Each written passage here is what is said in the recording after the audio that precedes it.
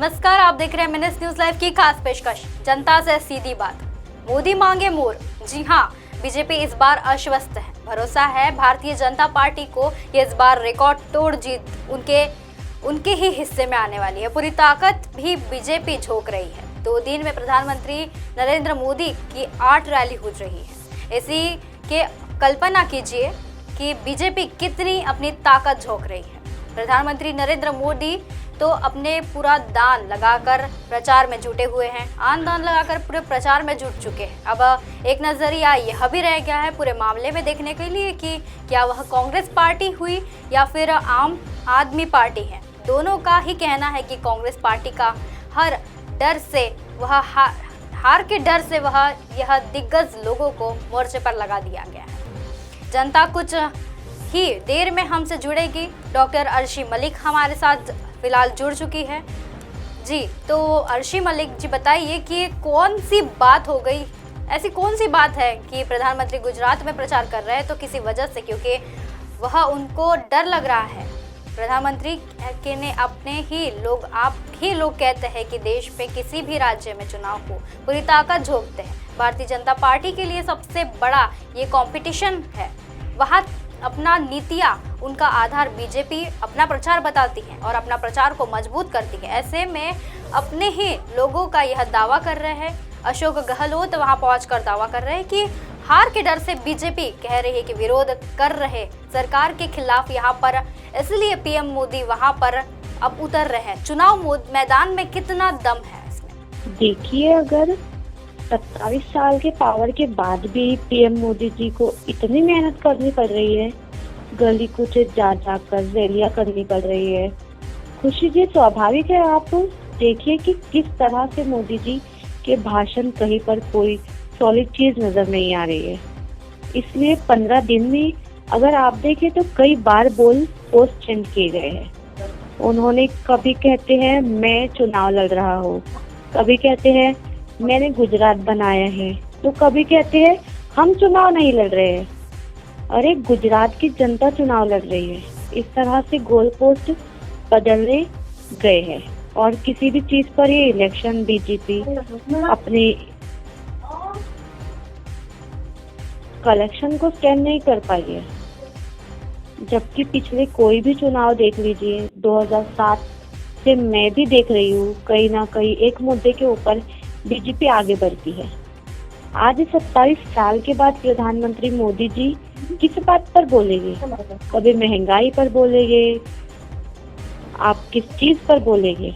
बोलिए। बेरोजगारी पर बोलिए, अध्यक्ष पर बोलिए। आप विकास की बात करते हो तो मोदी पर बोलिए।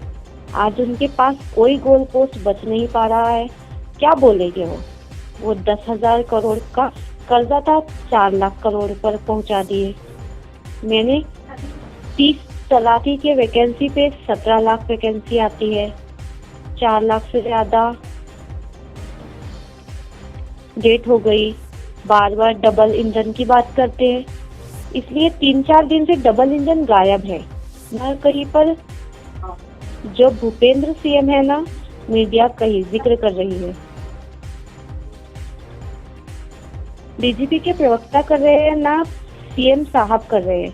तो मुझे लगता है पूरी तरह से, जिस तरह से मतलब 40 साल से ज्यादा टिकट बदले उन्होंने, 22 से ज्यादा कांग्रेस के बैकग्राउंड के लोग लिए गए, डबल इंजन अब गायब होते नजर आ रहा है। अब बात करने लगे वो अगले 25 साल की। मतलब मैं बता रही हूँ कि किस तरह से goal post Modi ji change करते जा रहे हैं। अब वो 27 साल की बात नहीं कर रहे हैं। मोरबी छोड़ दो भाई, अब अगले 25 साल के आसपास जो है सपने देखने शुरू कर दीजिए। अगले 25 साल में क्या होगा, किसको वोट डालेंगे? लेकिन मोदी जी, आज सुप्रीम कोर्ट ने भी फटकार लगाई है आपकी बातों पर। अब सवाल ये भी उठ रहा है कि सोमनाथ में जब पीएम मोदी ने जब सबसे पहला अपना भाषण किया 4 से 5 दिन पहले, तो उन्होंने कहा कि नरेंद्र से भी ज्यादा रिकॉर्ड यहाँ दिया जाएगा, भूपेंद्र के मुख्यमंत्री बनाए। अब कितना वोट भूपेंद्र जब कह रहे हैं, तब जब बता रहे हैं तब जाकर आपको क्या शांति मिलेगी। हमेशा भूपेंद्र की जीत के बाद कह रहे हैं वह। बोले प्रधानमंत्री या फिर कोई भी हो, भूपेंद्र पर हर बार उनका ही नाम आ रहा है। पीएम ने कहा इस पर से ज्यादा रिकॉर्ड तोड़ जीत आपको भूपेंद्र जी दिलाएंगे। खुशी जी, मैं बता रही हूँ, मैं वही कह रही हूँ। ये कहना कि उनको वोट दे दीजिए गलत बात है, और ये कि उन्होंने बहुत अच्छा काम किया है उनको वोट दे दीजिए, दोनों चीजें अलग है। ये कहना कि उनको आप ज्यादा से ज्यादा संकट दिलाइए, अच्छी बात है, लेकिन ये कहना कि डबल इंजन और एक इंजन ने यहाँ पर काम अच्छा किया है, जो कि इनका हर पासा उल्टा पड़ रहा है ना। जब जब डबल इंजन की उन्होंने डबल इंजन पिछले 3-4 दिनों से सुनाई नहीं दिया। मुझे मोदी जी के मुंह से या उनके तमाम प्रवक्ताओं के मुंह से उसका कारण ये है कि एक इंजन तो पूरी तरह से ट्रबल इंजन होकर रूपानी जी का लोकोमोटिव शेड में खड़ा है। सारे के सारे डब्बे बदलने पड़े, इंजन बदलना पड़ा, तो किस मुंह से डबल इंजन की बात करे।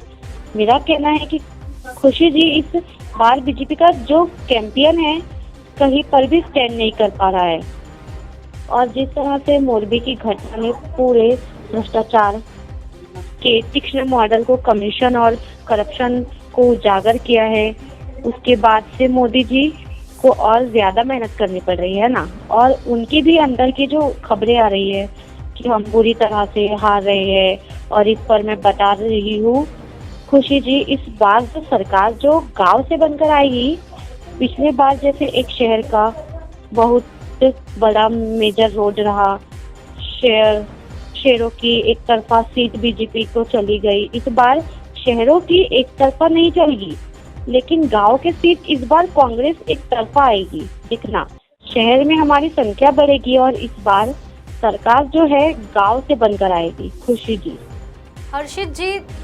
अर्शित जी तो बताइए, देखिए कितना इंटरेस्टिंग एक सवाल है मेरा आपसे कि आपने जो अनूप जी को चुनाव कह रहे कि डबल इंजन, ट्रिपल वाली इंजन किसकी है। गुजरात में जो रात में दिखाई दे रही है पीएम मोदी की, तो हम रैली आज देख ही रहे हैं, उसका दावा भी हो रहा है, लेकिन 1-3-4-4 का मतलब आसान, वह 4 रैली रोज पूरी दिखा रहे हैं, पूरी जान झोंक रहे हैं। ऐसे में आपकी नजर देखिए, आपसे नजर बताइए कि डबल इंजन किसका हो सकता है। देखिए खुशी जी, सबसे पहले तो ये कि आप गुजरात के सोमनाथ के दर्शन कर चुकी होगी, मुझे लगता है ना। सौराष्ट्र में है, अगर आपको इसके लिए बधाई हो आपको। हाँ, पर जहाँ तक ये बात है कि ट्रबल इंजन और डबल इंजन, ये नरेंद्र मोदी जी के नेतृत्व वाली पार्टी है ना। ये आखिरी गेंद तक बैठेगी, जैसे पुरानी वेस्ट इंडीज की टीम हुआ करती थी। नतीजा कुछ भी हो, लेकिन उस तरह खेलती थी। और कौन सा ऐसा राज्य है जहां प्रधानमंत्री जी ने कम से कम 2 दर्जन से भी ज्यादा रैलियां ना की हो। खुशी जी। इसी के साथ हमारे साथ मौजूद होने के लिए डॉक्टर अर्शी मलिक का बहुत बहुत धन्यवाद। हमारा प्रयास रहेगा कि सरकार से सीधी बात में हम जनता की बात पर सरकार तक पहुंचाएं, और इसी के साथ हम अगले प्रोग्राम में बात करेंगे सीधे सरकार से। बने रहिए एमएनएस न्यूज पर। नमस्कार।